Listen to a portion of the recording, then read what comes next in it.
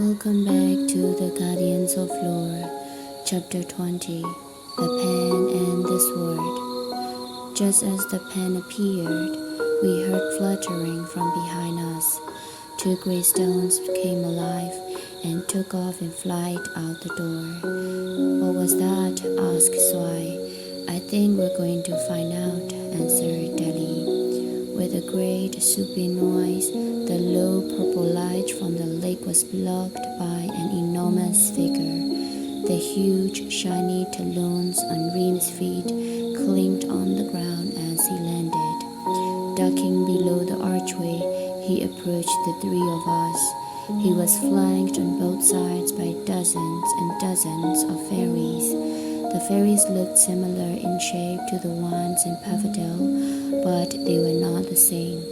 They had no color, only grayness, and moved like they were made of stone. When their wings flapped, they left a trail of dull chalk. There was no brightness or happiness about them. So Cal, bellowed Reem, it seems that you finally lived up to your story. How did you get here? Demanded Deli.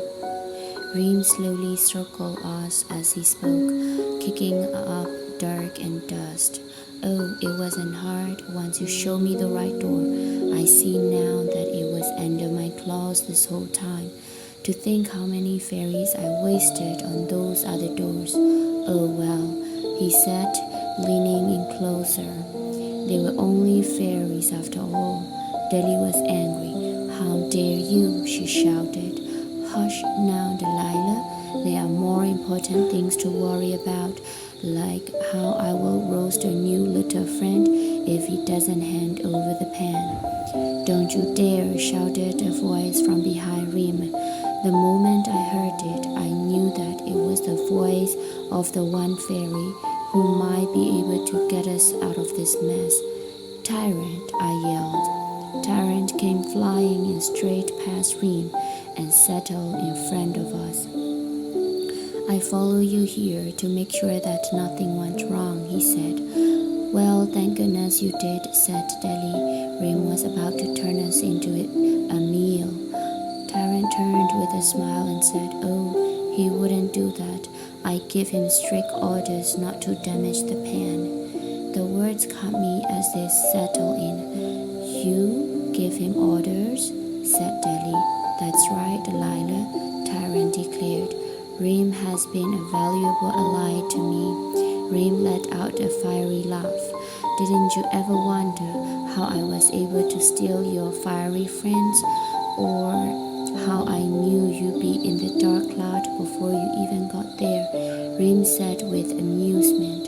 Yes, Tyrant responded. I sent them straight to you, Reem, so that you could get rid of Deli and the Psychic, but you didn't, did you? Reem's toothy smile faded. No matter, there's nothing they can do to stop us now. Anyway, said Tyrant, you betray your friends. How could you? Screamed Deli. Fairies don't matter. The other pen is all that matters, said Tyrant.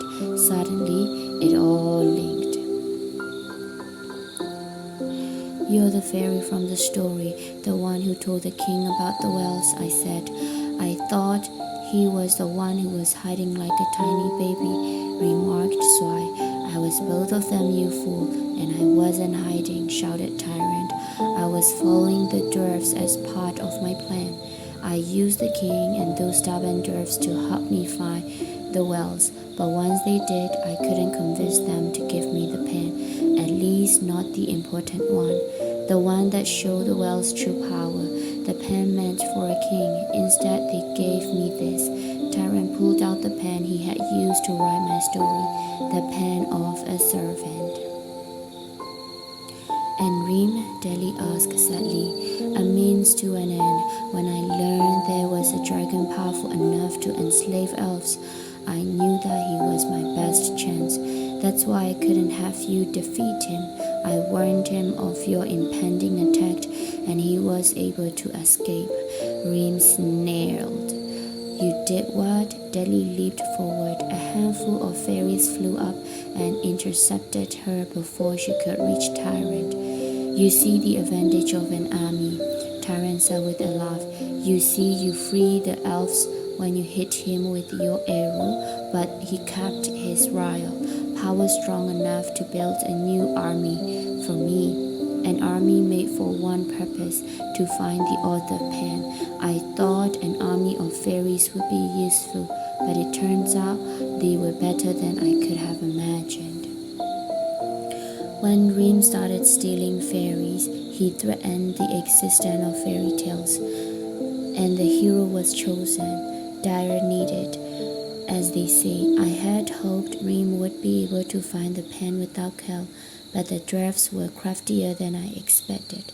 But no matter, we are here now, and the Author Pen is within my grasp, thanks to you all. The pen burned in my hand. I had done exactly what they had wanted me to do. I had led Reem and Tyrant and their army of fairies right to the most powerful tool in the world. It was a brilliant plan, wouldn't you say? Asked Tyrant boastfully. People don't like it when you call your own ideas brilliant, so I interrupted. Deli and I turned to face him. What? I'm just saying, I've been told that a lot, he said softly. What's in it for you then? I asked, turning to Reem, desperate for a way out of all this. Oh, not much. Just control of all the humans, he said with a grin that crawled under my skin. With just one swipe of a pen, I will make it so. I have little use for them, said Tyrant, Deli trying to jump free but no luck. So I looked at me and motioned with his eyes that he was ready to charge Tyrant. I shook my head slightly. That's cute, noticed Tyrant, but I'm afraid you won't be a match for an army of fairies and the most powerful dragon ever known. Now hand the pen over, and I will consider letting you live here in one piece, Cal. I will keep Swai as my own personal servant, however, and teach him some manners the hard way. This wasn't right. I had promised Swai that I get him out of this trouble, that I get us all out of this. But at that moment, I didn't see how. I thought back to the poem. I scrolled through it in my mind, looking for anything that I might have missed. And there it was. The second stanza. The safer place to hide creation, hands that lack imagination. It was the only verse that hadn't made any sense yet. If the answer I needed wasn't in those words, then I was lost. I started with a first line. If creation meant the Author Pen, then we had already found where it was hidden, hadn't we? But we had found it at the bottom of the well of Ryle. That didn't sound much like a hand to me, and as far as I could tell, imagination didn't play any part in it. I was out of ideas, and I was out of time. Tyrant stepped in front of me with Reem at his back. The Author Pen, give it to me now, he said. Tyrant reached out his palm towards me. I stared at his pink hand. The riddle. I understood.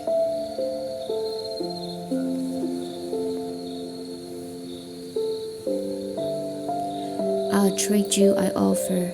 What? Reem asked. Give me the fairy tale pen and I'll give you mine, I said. Why would I give you any? Started Tyrant.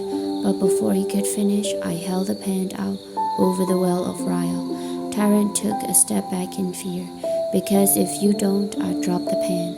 Do you know what happens when the magic pen is dropped into a well of Ryle? Because I don't, I said. If you do, I will roast every last one of you, shouted Reem. Tyrant closed his eye for a moment and raised his hand to silence the dragon.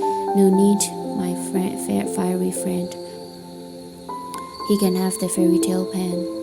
It seems fitting for him to be the one to write down the terrible tales to come. Here, Tyrant said, as he tossed the fairy tale pen to me. Now hand over the pen before I get angry. Don't do it, shouted Zwei. But I did. I withdrew the pen from over the well and tossed it to Tyrant. He caught it with a flutter. I don't believe it. With "It's finally mine," he exclaimed. Sent in the book. Gray fairies flew into the room carrying the book of lore that I had sent back in Pavidel. One thing seemed so different, and Tyrone was still on our side. Tyrone flew off the edge of the room and set to work on the book. "Shall I finish the frog off?" asked Reem. "Not yet. I want her to see this," answered Tyrant as he opened the book to the pages of my fairy tale. Deli looked at me with sad eyes. "Oh, Cal, we failed," she sobbed.